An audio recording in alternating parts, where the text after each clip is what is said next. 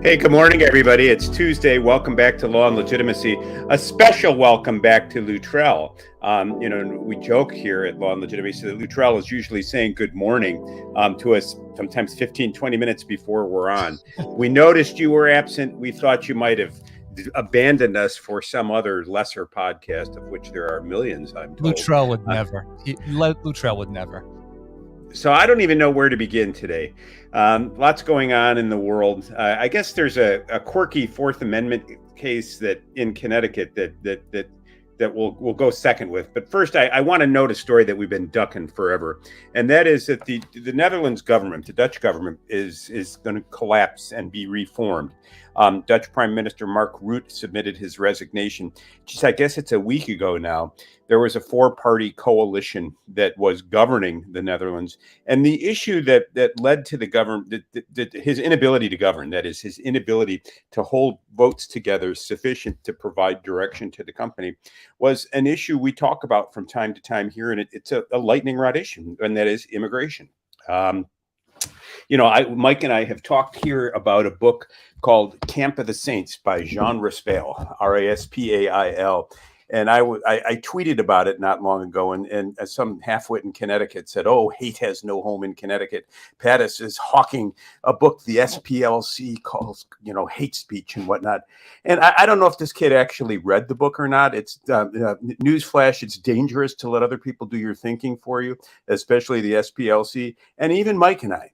If you can find a copy of Jean Raspail's book, Camp of the Saints, read it. The problem is it's out of print. It's out of print because it's controversial. The book was written in the 1970s, and it was an allegory about immigration from the third world to the developed world. In this case, the story was set in France, and a flotilla of Asian Indians were en route, believed to be headed to the south coast of France. Because they're Asian Indians, they were brown. But when they arrived, if they arrived, French policymakers had to decide what they would do. Would they welcome these people? And how would their society provide for an influx of hundreds of thousands, if not millions of migrants? Or should they try to prevent them from landing? And the radicals in the group on the right, I presume you'd say, or some group, maybe we should blow the flotilla up and sink them and have everybody drown before they get here. And so there was a humanitarian crisis in France. We have a good life. It's a life we can and should share. But what if so many people come that we lose our good life and therefore our willingness to share it? This, I think, is what's happening in the Netherlands. Throughout Western Europe, there is a massive influx of migrants, not all of them legal, many of them not. Many of them coming from the Middle East or from third world countries. And the character of the Netherlands, much like the character of many urban areas of France, the character of many urban areas in Germany has changing. I saw a touching photograph of a bunch of Muslim men celebrating Ramadan, shirts off, beating on themselves, and a woman sitting in a window with tears in her eyes, perhaps afraid to go out on the street. She didn't happen to be a Muslim. She was watching her community change beneath her feet, as it were, and she felt uneasy. In the Netherlands, I would suggest the same thing has happened, and it shows Raspail's book to be prophetic. The question here was a policy that was designed to deter people from coming to the Netherlands, and the prime minister proposed not reuniting people with family members, children with family members, when people arrived illegally in the Netherlands. Your first thought will be, my God, that's inhumane. Mothers and children belong together.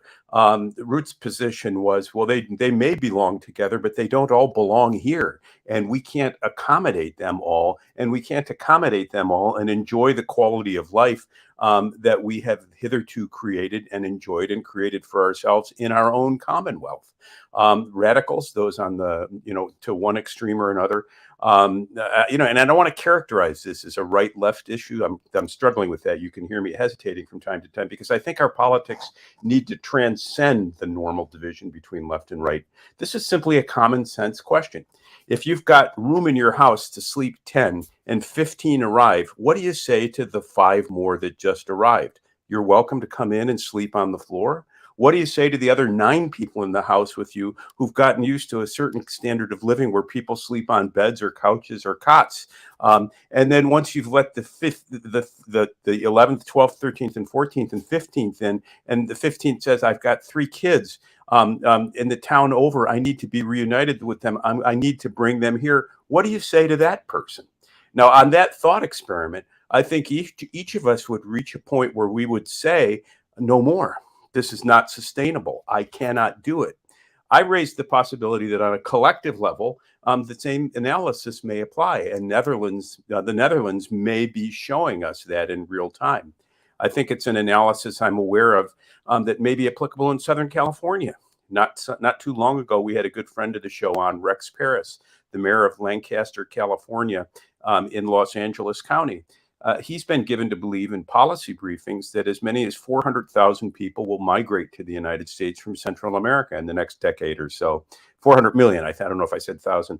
400 million people. Where are they all going to go? He wonders. And in my overstressed community where I already have problems with gun violence and adequate housing, keeping everybody in enough water and air-conditioned space such that they can survive and lead lives that they consider to be minimally satisfactory, what am I going to do? How am I going to accommodate these new arrivals? I don't have an answer to that question. Mike, if you've got one, I'm all ears. Yeah, I think here's what I'll offer. I believe that the discussion around the immigrant crisis, as it were, migrants from war-torn countries in particular, even in the case of the Netherlands, which is a country whose population I think is just 17 million. Yeah, I was going to say just shy of 18 million, 17.5 million. It's a small country. So by contrast to the United States, they have a very different sensitivity level to population influxes, right? And the strain on resources and infrastructure. But what I believe to be, this is my personal belief here, Norman, I think this is something perhaps you may ascribe to as well. I approach the concept of immigration from a perspective of assimilation, right? The Western ideals are very specific. In the United States, we have our Constitution, our Bill of Rights, and we have an expectation of a civil society that functions around certain of those ideals and expectations. And we talked in large measure yesterday about notions of legitimacy, and in particular, and we'll get to Locke some more here in a few minutes, but this notion that the individual subordinates his or her own individual sovereignty and rights to other individuals within the country. And the issue, as it appears to me, is cynical from the left-leaning side of politics, in that it attempts to label any criticism of immigration policies that are more liberal and inclusive, and I guess would disregard more welcoming, the nature of sovereign boundaries and borders as racist, right? As bigoted. The reality, from my perspective, and I think that many of our viewers will and listeners will agree with this, is that it is not at all a matter of racism or bigotry.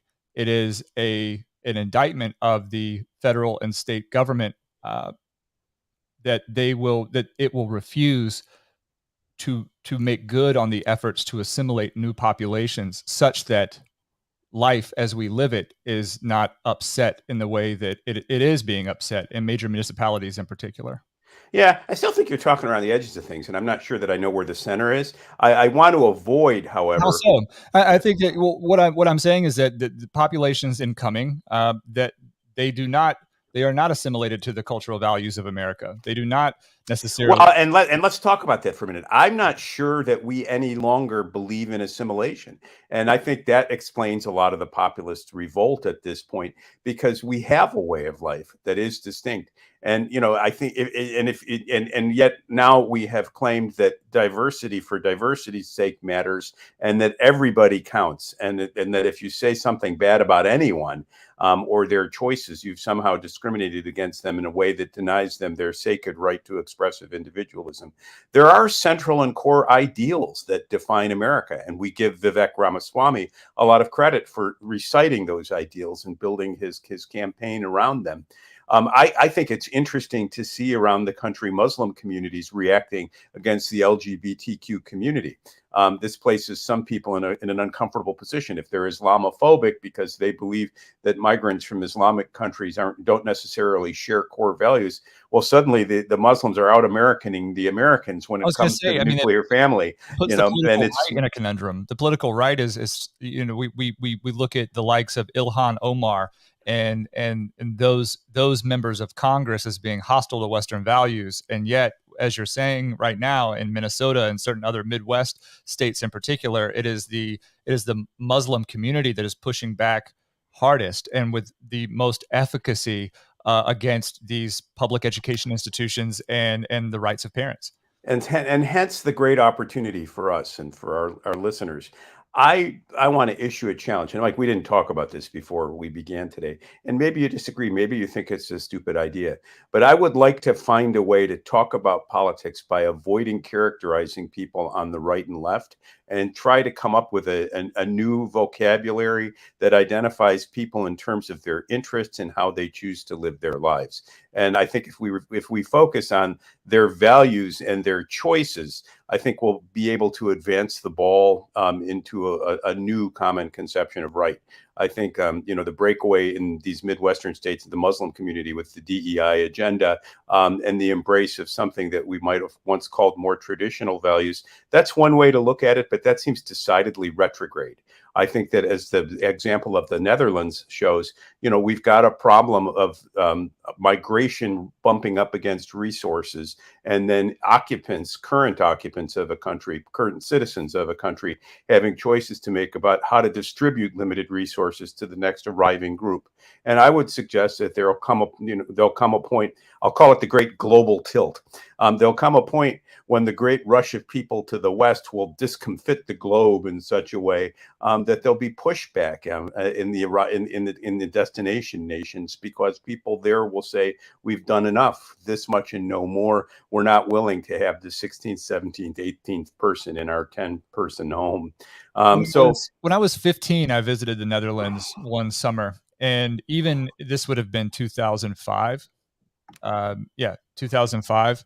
And even at that point, Norm, the Netherlands was very much on a track that would have, I guess, foreshadowed where America would have gone socially. There were monuments to LGBT and various things throughout Haarlem, the city in the Netherlands there. And I was struck at that point as a 15-year-old. Of course, I was highly impressionable, and at that time, it seemed very liberal and very progressive, et cetera. But the excesses of that investment are now pretty clearly known. So I sort of object to your call for us to rid ourselves of the right-left paradigm. I understand where it's from. I do want to make sure that we can still communicate effectively with our listeners. Yeah. Well, I mean, I just condescending at all to you or to the listeners, but I do think that at a certain point we need to be able to correctly attribute where certain ideas and where certain impositions are coming from. Maybe as a forensic matter in terms of diagnostic ability, but as a prognosis, where do we go from here? I think we just need to overcome it. Dawn McNeil's comment is worth commenting on. Dawn is a new friend of the show, and I believe she's trained in sociology and is a former sociologist, and once talked about the heyday of sociology being in the 19th century. I think that's right. That's back when we thought we could understand the science of society, and if we could understand its constituent parts, we might be able to make a better one. And so she says here, but now sociologists have kind of gone down the rabbit hole of expressive individualism, and God only knows what they're doing. But sociologists now view assimilation as a form of imperialist oppression.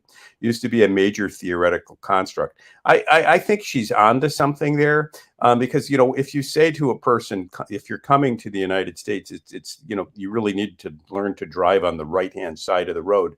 And they say, oh, but we drive on the left where I came from.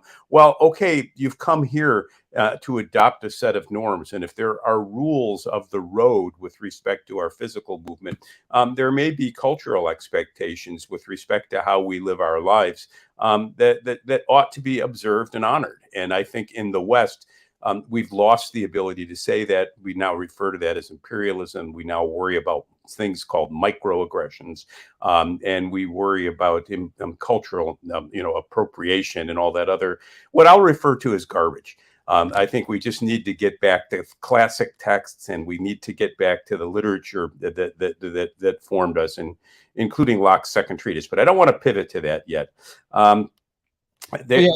Just to tie up Don's comment, I believe that's true as well. That what we are experiencing throughout the West now is the realistic consequence of trying to live in an abstract view of the world and how things really occur. Right? There is a consequence to those oppositional forces meeting each other, and that is what has created the populist movement we're experiencing throughout the West now. I think that's true. So interesting Fourth Amendment decision in Connecticut this week. It was, oh gosh, I know the Judge Jeff Meyer, District Court Jeff Meyer, ruled in a case. What was the defendant's name, Mike? I can't. Pollin, I guess. Pollard, and it was the following fact pattern. Pollard, Waterbury, Connecticut. He is being arrested for something. Our officers are in his home. An outstanding warrant. Yeah, I've got the fact pattern here. So yeah, he was already he was outstanding warrant. There were officers waiting outside his apartment. He parked his car. They watched him go in. They executed on the warrant and arrested him. And then they started surrounding his car and attempting to look in to see if there was, anything that they could find in there that would be indicia of another crime or set of crimes. And one of the officers pulled out his iPhone and began, and the car was tinted. So from the outside, the windows were tinted. Yeah. The officers could not see directly into the passenger area or the interior of the car. One of them whipped out his or her phone and used the camera function, and unbeknownst to me, and apparently to much of the rest of the world, or at least it wasn't common knowledge until now, or it was. Here's the interesting thing.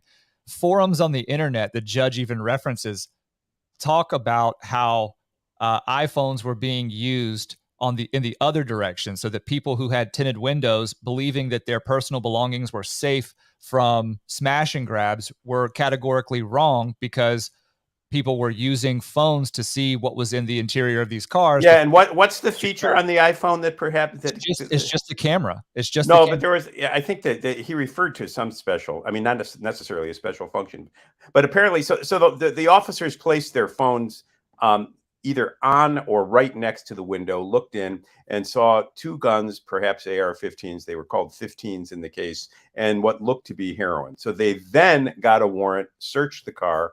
And this fellow now traces drugs and narcotics charges in federal court as well. His lawyer moved to suppress, and the court denied the motion to suppress. So for non-lawyers, or those of you on your way to law school, here's what's at stake.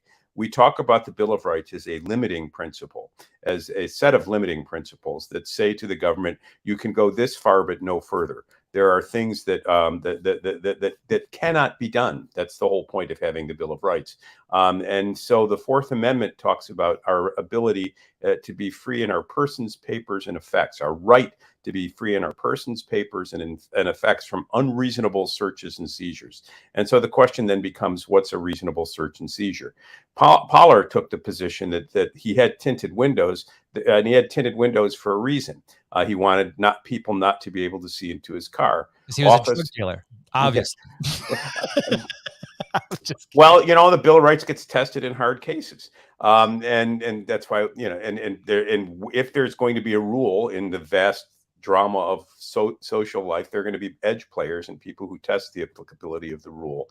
So he said, look, I had an expectation of privacy in my car, and the officers intruded upon it. The court said, no, not really. And it did so because of a variety of cases, one of which says that there are two ways to evaluate a Fourth Amendment, a claim of a Fourth Amendment breach. There's a trespassery theory, that is, that in order to see what was seen, officers trespassed upon your property. And then there's an alternative font or fountain of or source of these rights, and that is the expectation of privacy. Does a person have a subjective expectation of privacy? That is, do they possess a real belief that that they have a zone of privacy from others? And if so, is that a zone of privacy that the government's prepared to, or that society at large is prepared to regard as reasonable, the so-called objective prong of that test? The court held here that whatever Pollar's expectations were, wasn't reasonable. And what's more, the use of cell phones are so ubiquitous, that is, everyone's got one. And this feature on it, this, I don't know, ability to see through a tinted glass, I was going to call it the X-ray feature, whatever it is, this to see through the tinted glass. No, it's just, again, I want to emphasize this, and we have in the cloud in the Rumble chat. Thank you, in the cloud. But it's a standard iPhone feature on its camera that allows low light capability, right? So the closer that you get, the more that it will seek to warm the viewfinder. In other words, if it appears dark outside, right, the camera is going to try and warm the viewfinder for the user so that they can actually take a picture of what they're looking at. Because one thing that we can all agree on is how often, think about going and looking at the moon and saying, oh, what a beautiful picture that would make, and then trying to take a picture of the moon on whatever device it is and how shitty that ends up being. And then there are all sorts of various examples of this in real life where, through the eyes, through one subjective view, something beautiful, you take it on a phone, and the cold, hard truth is that that's a shitty shot. So cameras are doing more and more and more to enhance the shot. And so, Norm, the reason that the judge would be comfortable saying that this is in widespread use, this is a common technology in widespread use, is because this is a feature that one can simply go and buy an iPhone on the open market, and they will have the same ability as the police in this instance had at their disposal. Okay, but be that as it may, the judge had a term that he used in there. That's not material. What's material is what our expectations are. And so everybody's got these phones, and even if you have tinted windows, the court held that in general, society now regards this sort of intrusion as reasonable. Then the analysis shifted to a trespass sort of analysis, and he said, look, did the officers trespass on the car? And the law here is a little quirky. It is the case that if an officer puts a key, let's say, into the keyhole to get into your car without a warrant, he's got your key. That's an unreasonable search because he's intruded into the area of the car. Would touching the window do so?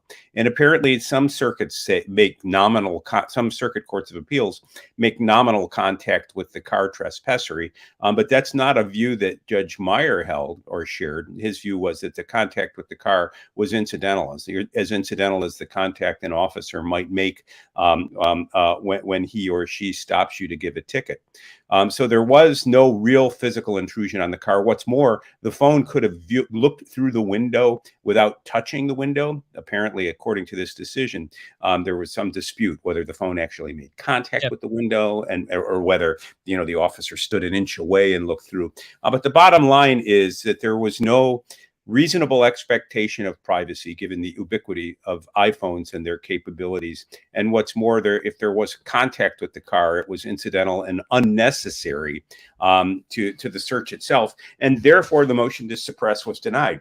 The court distinguished this case from a case you may be all thinking about. And sure, I'm sure you are. It's the so-called Kylo, K-Y-L-L. Yeah, I was hoping we were talking about this, yeah. The Kylo decision involved officers' belief that somebody had a marijuana grow operation in their house. So they got a thermal imaging device and sat across the street and were able to look at the images to get images in the house, heat sensed images in the house, and determine, in fact, it was a grow operation. The Supreme Court, and that's a New London, Connecticut case, I believe. The United States Supreme Court suppressed that evidence on the grounds that the imaging technology was not so general and widespread as to defeat an expectation of privacy, and that was suppressed. I don't know how the Kylo court would have regarded this case. I don't know whether the advanced surveillance technology and capabilities of the devices we carry with us now make us vulnerable to an ever expanded scope of searching. There is a controversy now with respect to so-called geofencing. That is the government obtaining through administrative means rather than a search warrant data about your cell location in public events. And whether that violates a person's expectation of privacy. On the analysis of Pollard and maybe Kylo, it wouldn't, because after all, we all carry these phones and we all know that they're keeping track of us and transmitting data to third parties, even when we're not aware of it. So it's an interesting case. It's on the frontier of technology and the Fourth Amendment, and therefore bears watching. It's yet another opportunity for the cat and mouse game to evolve, because now I fully expect that as this becomes more mainstream, that there will be a there that looks to enhance tint technology on cars such that viewfinders from the average cell phone camera will not be able to warm the interior of the car for whoever's on the outside, because there are two key functions for tint, right? One is to mitigate the sun, right? To make sure that view is not obstructed by the sun. And the second is for privacy. In fact, think about all of the diplomats around the world, the President of the United States and otherwise, whose SUVs are superbly tinted, right? Yeah. 0% tint. Is this to say that this technology that I'm referencing in the abstract doesn't already exist? I also think just the general sense of irony that the iPhone intersecting with the Fourth Amendment in this case has nothing to do with sort of the data collection and geotagging and everything that has become the dominant narrative around our use of devices so frivolously. It is actually the physical technology in there that gives police the ability to directly see what's inside of a car. So I thought that was funny. But for law students, I think I wish I had this case while I was in criminal procedure as something additional to sink my teeth into. I remember reading the Kylo case and the thermal sensing technology with somebody having a grow operation. There's all sorts of fun to be had within the Fourth Amendment right to privacy and the exceptions there too. And again, just to rehash this, officers were on site here to exercise a duly issued warrant for the arrest of the individual. This was something subsequent to that arrest, right? Yep, and there are other issues there. Let's move on. Because I don't want to go down this rabbit hole too far. But the surveillance, score a win for the surveillance state, and maybe a loss for our expectation of privacy. I think at some point there's going to have to be some pushback, and I'm not sure what form that would take. Hey, what the hell's going on with RFK Jr.?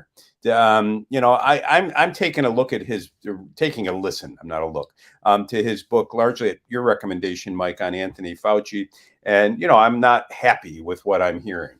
I'm hearing that there were efficacious ways to treat COVID's symptoms early in the pandemic, but that there was a large pushback from big pharma because if those efficacious means were widely distributed, the incentive and the profit and potential monopoly on viruses that big pharma enjoys would have been interfered with, and therefore Fauci, according to RFK, in the pocket of big pharma, made things like chloroquine and ivermectin verboten, and in other words, impossible to use. And now we have a virus, and the pharmaceutical industry is living happily ever after.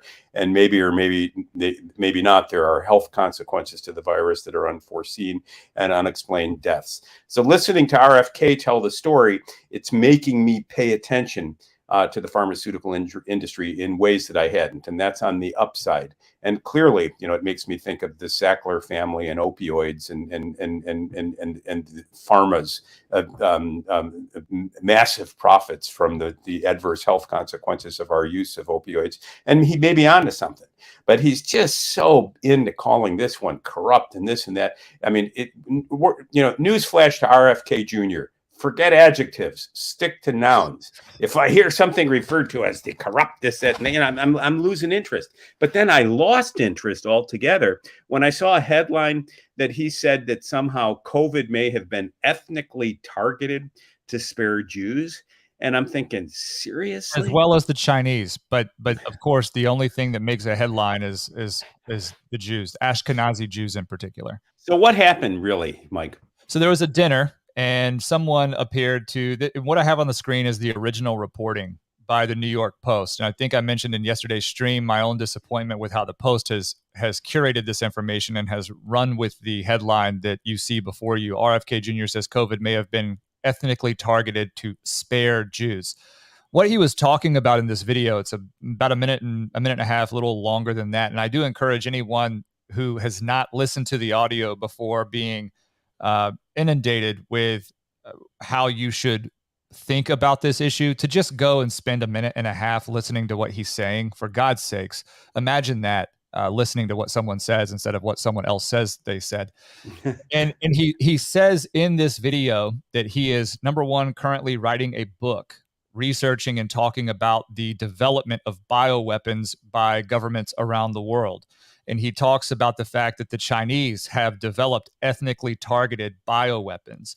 And this is important for the likes of those in Russia, right? Because they are right there in that same area of the world. And he talks about the United States and by and through the labs in Ukraine have also developed ethnically targeted bioweapons. And he talks about this in relation to emerging research behind COVID, Well, saying that the receptors, the ACE2 receptors that have genetic variation across varying ethnicities are starting to show a certain susceptibility of Caucasians and Black people to the virus on the most extreme end, and on the other extreme end, a muted response in those of Ashkenazi Jews and the Chinese.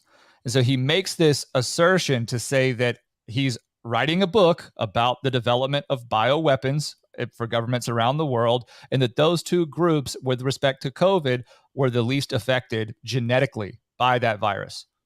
Well, it's a long way from there to suggest in a headline that that COVID may have been ethnically targeted, because that suggests that it's a man-made virus. B, that it was designed to affect some other rather than others, and with their and it just so happens that one of the groups that benefits is Jews, Ashkenazi Jews. I thought this was just another piece of anti-Semitic swill, and I was prepared to just stop reading the RFK thing because I just couldn't stand it. I think anti-Semitism is sort of the last resort of scoundrels, but it turns out he didn't say it at all. I can't wait to see the book that he writes on biological warfare, because if you think about it for a moment, it is easy. It would be relatively easy theoretically to accomplish. We know the human genome is roughly 3 billion base pairs long. That is, the double helix of our DNA within each cell has 3 million pairings of genetic material, 3 billion pairings. 97% of those we share with monkeys. But of the 3% that makes us distinctly human, there are specific loci or locations on the genome that distinguish Mike from I, you from me, you from your brother. And the science of DNA identification reflects looking at particular genomes. The state of the art, I think, right now in criminal law is 23 locations of genetic material. And then they will isolate a piece of your genetic material, subject a specific location to what are called short tandem repeats. That is, they will replicate the DNA. They will test it by running it through something called electrophoresis, a gel tube with fine silicone in it, and they'll push molecules through there at a constant rate of temperature, pressure, and volume. And the rate at which they travel through the electrophoretic tube determines whether it's an allele, a type of A, B, or whatever. And so they can compare what they get from your DNA, from an unknown DNA, can conduct the same analysis as to both fragments and say, hey, that's you. Well, so it's not always. It's occurred to me in darker moments that if they can accomplish that level of specificity with respect to identifying who we are, they must know what area on the genome defines what our ethnic characteristics are. And if they can do that, and the whole purpose of sophisticated psychopharmacology, genomic pharmacology, is to tailor make a pharmaceutical product to a person's individual genome, why couldn't they make that on a mass perspective and target some device, some maladaptive device at people sharing a common genetic characteristic? You're sounding mighty anti-Semitic here, Norm. But the problem with that, Mike, is once somebody releases something like that, if they ever do develop it, the capacity for the thing to mutate and then go beyond the targeted group and perhaps extinguish the human race is great. So I think RFK Jr. is onto something, and I definitely want to know more about this. It's the sort of thing that I think poses an existential threat to humanity. But I don't think it's amazing to me that also public consciousness has just totally forgotten about the widespread campaign to collect our DNA through things like 23andMe, which at one time, several years ago, you couldn't spend any amount of time in front of any digital device, whether it was your TV, your computer, your phone, etc., without seeing advertisements pushing for one to, buy to learn your family tree and just send your DNA into this company that was brand new and has since gone AWOL. So what Robert Kennedy is hovering over is incredibly important. And the reason I put what I put on the screen about, perhaps why is the establishment media using its most powerful tool to silence him? And I say that I want to be unequivocal here, and I don't want to ascribe this to you, Norm, but the media's most powerful tool to silence someone is to brand them and label them as anti-Semitic. We've seen it over and over and over again. That is the playbook. The statements here bear no logical relation to any sort of bigoted or racist sentiment, right? No anti-Semitic remarks were made in that video, and yet we must ask ourselves as normal people, why is it that someone who is as popular as RFK, running on the Democratic ticket for president of the United States, is being targeted and is being condemned by his own family in response to this stuff? I think that there's a huge part of the Ukraine, our business in Ukraine that is not discussed. But at the beginning of all of this, it became known that the U.S. has bio labs in Ukraine and had them in Ukraine. And that was a major reason for us wanting to defend the encroachment of the Russian regime in the East.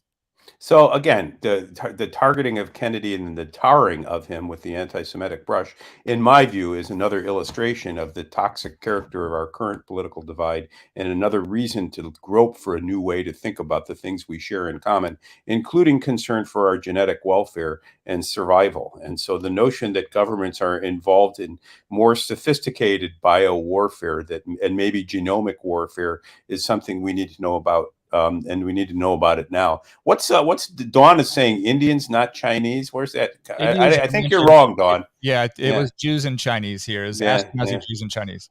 Yeah, I'm just trying to suck up to Dawn because she's smart, and I want to make sure she keeps listening. Do your thing. You want to spend a couple of minutes on Locke, or do you want to wait? No, let's talk. So, I mean, those of you, I'm almost done with my second reading of John Locke, and I was reading it in the middle of the night, hoping that several of you are reading it too. It's just so liberating, because what Locke is talking about is basically consent as the foundation of government, and what we will talk about later in the week is what do you do with consent as the foundation of government without natural law? The brakes on Locke's conception of legitimacy, that is, that all government springs from consent, was a sense of natural law, that we were all possessed with right reason, and that by way of introspection, that is, our ability to think for ourselves, or by means of accepting revelation, that is, accepting the truths of the Bible as he conceived it, we would know substantively what limits were on our conduct, and right reason would tell us the right thing to do, and that even in the state of nature, we weren't reduced to a mere condition of licentiousness, that is, the ability to satisfy our desires at one another's expense, regardless of what those desires were. That's the sort of Hobbesian or Thomas Hobbes's view, that life in the state of nature was nasty, solitary, poor, brutish, and short. Hobbes took a more sanguine view, a happier view, and that is that in the state of nature, we were naturally sociable, and God gave us the world in common to use for our individual benefit and to satisfy the need for security. We developed, we became members of groups, and those groups agreed to various forms of government, including government, a republican form of government, a representative form of government, wherein people are governed by their consent. All that makes sense. But as you read Hobbes, you see the extent to which he's drawing on old moral capital, agreements about what's right, unstated assumptions that there was such a thing as right reason, and a belief that good people of goodwill, could discover the right thing to do by appeal to natural law. Those concepts are absent from our lives now, and perhaps permanently so. I mean, there are those of you on your way to law school, especially if you're going to a Catholic law school, that will be exposed to natural law theorists, Thomists, followers of Thomas Aquinas typically. But in most law school curricula, politics has been reduced not to a consideration of what's right or discovering the right reasons for doing the right things, but to a satisfaction of the appetites. And politics has suddenly become less the domain of a principled discussion of competing ideals than a demand that the appetites of all be satisfied at the least possible cost. And that, I view, is unsustainable. And so one of my projects, I told this to Mike, I'm on vacation for a while in Vermont. I've got I think it's the 1824 edition of Locke's works. Wow, man. And I'm plowing through them because he's got several other volumes devoted to natural law.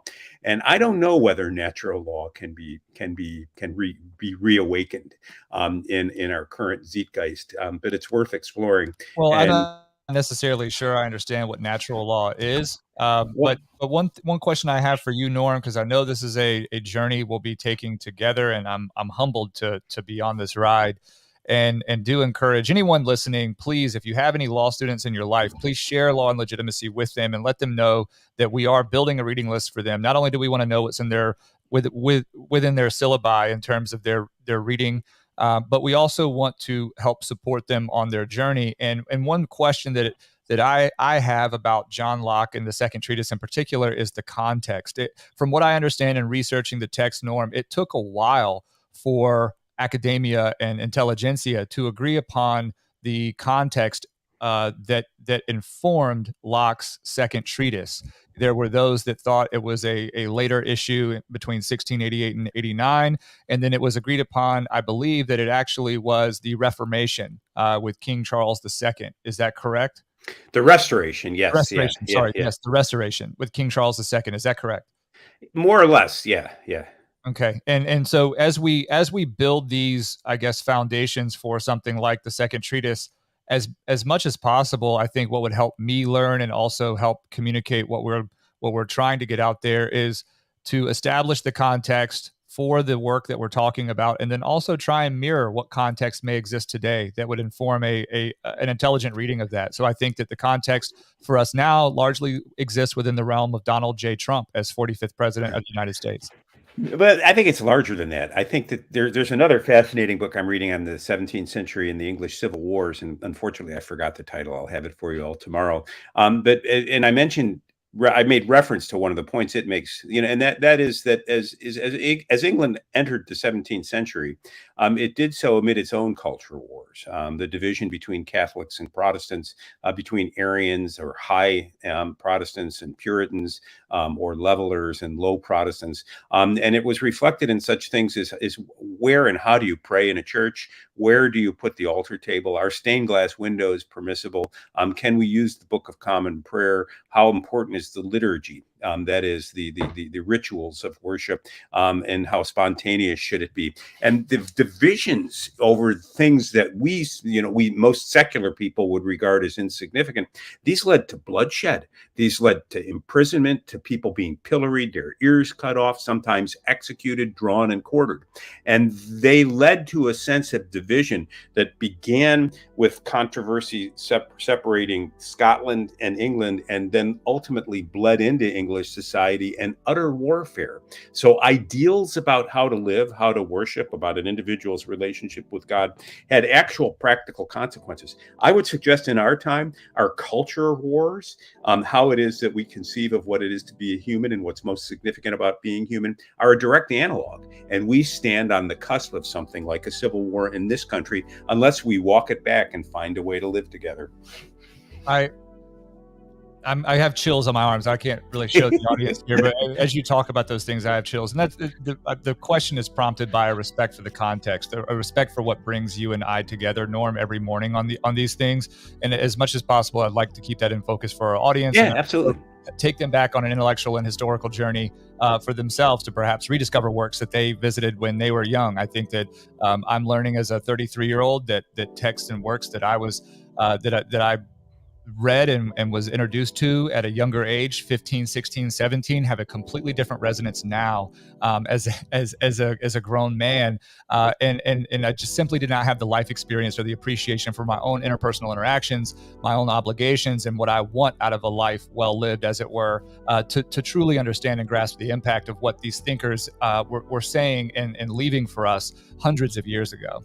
Well, you and I are at different points of the life cycle. I'm nearing the end of it all. I'm going to be 68 in September, and I have a long life to look back at. And I'm suddenly returning to these works with a sense of hunger, thinking they could have made my journey so much easier if I'd but listened more. So we're going to share these ruminations with you. You're going to come back and listen. You're going to share you're going to get people to follow us on Twitter and everything else. And we're going to build something special here, as we are. Thank you all for listening. We'll be back tomorrow. Yes, we will. Tomorrow morning, 8 a.m. Eastern Time, Rumble Video, YouTube Live, and Twitter Live. As Norm just said, you are obligated, almost under a court order. A court of law and legitimacy orders you to follow @LawPod Daily. And if you're already following, to like and retweet and maybe tell someone else to follow us. Anyway, if you can't catch these live, you can always catch them on Apple Podcasts, Spotify, Google Play, Audible, Overcast, anywhere you find podcasts. Leave us 5 stars.